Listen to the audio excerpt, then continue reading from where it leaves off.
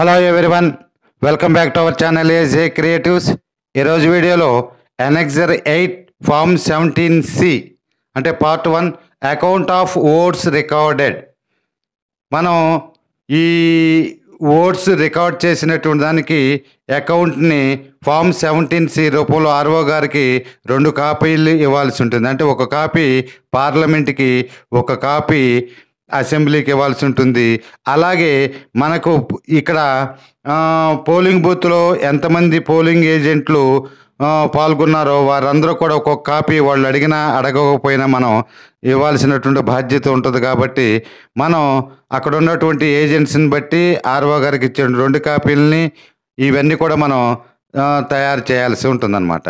మరి ఈ form 17C అనేటటువంటిది అకౌంట్స్ ఆఫ్ ఓట్స్ రికార్డెడ్ అనేటటువంటిది ఏ విధంగా మనం తయారు చేయాలి అనేటటువంటిది ఈరోజు వీడియోలో చూద్దాం. ఈ ఛానల్ని మొదటిసారి చూస్తున్నట్లయితే సబ్స్క్రైబ్ చేయండి. అలాగే వీడియో చూసిన తర్వాత లైక్ చేసి షేర్ చేయండి. ఏదైనా కామెంట్ చేయదలుచుకున్నట్లయితే కింద కామెంట్ చేయండి. ఈ ఫామ్ 17Cని కనుక పరిశీలించినట్లయితే election to the house of the people or legislative assembly of the state or union territory. మరి జనరల్గా మనకి జమిలీ ఎన్నికలు కాబట్టి 2 రకాల ఎలక్షన్స్ జరుగుతూ ఉన్నాయి. అసెంబ్లీ జరుగుతుంది, పార్లమెంట్ జరుగుతుంది. మనం పార్లమెంట్కి తయారు చేస్తున్నట్టయితే ఈ డాష్లో పార్లమెంట్ పేరు రాయాలి, కింద డాష్లో అసెంబ్లీ రాయాలి. అదే అసెంబ్లీకి మనం తయారు చేస్తున్నట్టయితే 2 చోట్ల కూడా అసెంబ్లీ పేరు రాయాల్సి ఉంటుందన్నమాట. అదే తెలంగాణ లాంటి వాళ్ళైతే వాళ్ళకు ఓన్లీ పార్లమెంటే జరుగుతుంది కాబట్టి 2 చోట్ల పార్లమెంట్ రాసుకుంటారు. తర్వాత కనుక చూసినట్టయితే number and name of the polling station. మనకి కేటాయించినటువంటి పోలింగ్ స్టేషన్కి నెంబర్ ఉంటుంది, దానికి ఓ పేరు ఉంటుంది, దాన్ని ఇక్కడ మీరు రాయాల్సి ఉంటుంది అన్నమాట. తర్వాత identification numbers of voting machine used at the polling station. మనం ఈ పోలింగ్ స్టేషన్లో 3 రకాల యూనిట్ని మనం మెషిన్స్ని, ఓటింగ్ మెషిన్స్ని వాడతాం. అది control unit, balloting unit, VVPAT. వాటి యొక్క ఐడి నెంబర్ని మనం ఆల్రెడీ నోట్ చేసుకుని ఉంటాం, పిఓ డైరీలో వాటిలో ఇచ్చాం కాబట్టి వాటిని ఇక్కడ నోట్ చేయాల్సి ఉంటుంది. తర్వాత కనుక చూసినట్టయితే మొత్తం 10 పాయింట్లు ఉంటాయి. ఈ పాయింట్లు అయినట్టు 1 by 1 చూద్దాం. ఫస్ట్ పాయింట్ కనుక చూసినట్టయితే total number of electors assign to the polling station. మనకి మార్కెట్ కాపీ ప్రకారం ఈ పోలింగ్ స్టేషన్కి ఎంతమంది ఎలక్టర్స్ని అసైన్ చేశారు లేదా ఎంతమంది ఓటర్స్ని ఈ పోలింగ్ స్టేషన్ కేటాయించారంటే దాని టోటల్ నెంబర్ రాయాల్సి ఉంటుంది. అలాగే total number of voters as entered in the register for voters form 17A. Form 17Aలో ఉన్నటువంటి లాస్ట్ సీరియల్ నెంబర్ అంటే కాలం వల్ల ఉన్నటువంటి లాస్ట్ సీరియల్ నెంబరు మనం ఇక్కడ నోట్ చేయాలన్నమాట. ఎందుకంటే మనం సీరియల్ నెంబర్ని ఎక్కడ కూడా కొట్టివేతలు లేకుండా మెయింటైన్ చేస్తాం కాబట్టి లాస్ట్ సీరియల్ నెంబర్ని ఇక్కడ రాయాల్సి ఉంటుంది. మూడవది కనుక పరిశీలించినట్టయితే number of voters deciding not to record votes under rule 49O.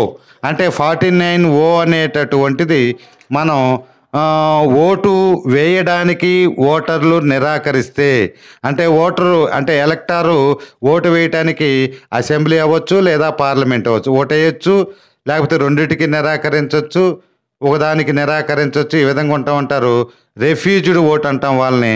దాన్ని 49O 17A రిజిస్టర్లో నమోదు చేసి ఉంటాం కాబట్టి అటువంటి వాళ్ళు ఎంతమంది ఉన్నారనేటటువంటిది మూడవ సీరియల్ నెంబర్లో రాయాలి. 4వ నెంబర్ కనుక చూసినట్టయితే number of voters not allowed to vote under rule 49M.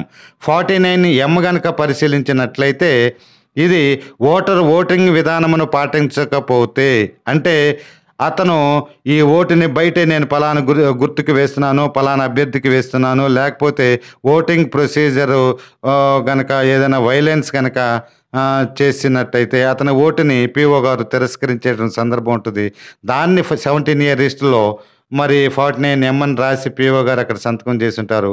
అటువంటి వాళ్ళు ఎవరైనా ఉన్నట్టయితే ఇక్కడ టోటల్ నెంబర్ని ఇవ్వాలి, లేకపోతే నిల్లని కాలమ్స్లో పెట్టాలి. 5వది కనుక పరిశీలించినట్టయితే test votes recorded under rule 49MA required to be deducted.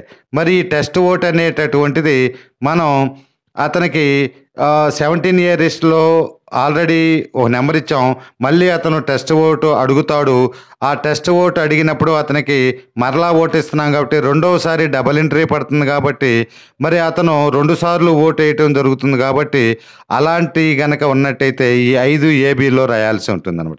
ఎందుకంటే కౌంటింగ్ చేసేటప్పుడు మనం ఈ ఓటుని అక్కడ ఉన్నటువంటి కౌంటింగ్ సిబ్బంది దీన్ని డిలీట్ తగ్గిస్తారనమాట. అందువలన total number of test votes to be deducted అంటే ఎన్ని టెస్ట్ ఓట్స్ని మనం ఆ రోజు పోల్ చేయించాము టోటల్ నెంబర్ ఇవ్వాలి. 17A రిజిస్టర్ కాలం 1లో ఏ సీరియల్ నెంబర్ ఇచ్చామో అన్ని సీరియల్ నెంబర్స్ని ఒక చోట ఉండవు, అక్కడక్కడ ఉంటాయి కాబట్టి ఆ సీరియల్ నెంబర్స్ అన్నింటిని కూడా ఎత్తి రాయాల్సి ఉంటుంది. బి గనక చూసినట్టయితే candidates for whom test votes cast. ఎందుకంటే మరి అతను ఏ క్యాండిడేట్కి వేసాడో ఆ సింబల్ నుంచి మనం ఓటును తగ్గించాలి కాబట్టి అటువంటి ఓటు కంటే అంటే ఆ క్యాండిడేట్ యొక్క సీరియల్ నెంబరు, క్యాండిడేట్ పేరు, ఎన్ని ఓట్స్ పోల్ చేశారనేటటువంటిది అట్లా ఒక అభ్యర్థి అయితే ఒక అభ్యర్థి, 2 అయితే 2, ఎంతమంది అభ్యర్థులకి ఆ టెస్ట్ ఓట్స్ అనే పోలనియో వాటిని తగ్గిస్తారు కాబట్టి ఇవి జాగ్రత్తగా రాయాలి. 6 కనుక పరిశీలించినట్టయితే total number of votes recorded as per voting machine ప్రకారం అంటే కంట్రోల్ యూనిట్లో టోటల్ బటన్లో లాస్ట్కి ఎన్ని ఓట్లు చూపిస్తుందో అది ఇక్కడ రాయాల్సి ఉంటుంది.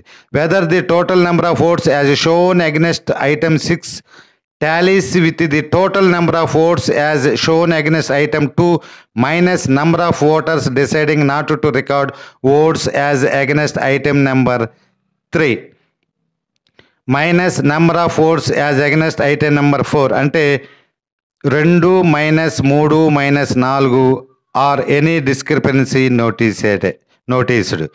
ఈ విధంగా మనం అక్కడ ఉన్నటువంటి వాటన్నిటిని కూడా తగ్గించాలన్నమాట. పైన 2, 3, 4లో ఇచ్చేటువంటి వాటిని మనం ఈ 6 నుంచి తగ్గించాలన్నమాట. అలాగే 8 number of oats to whom tendered ballot papers were issued under rule 49P.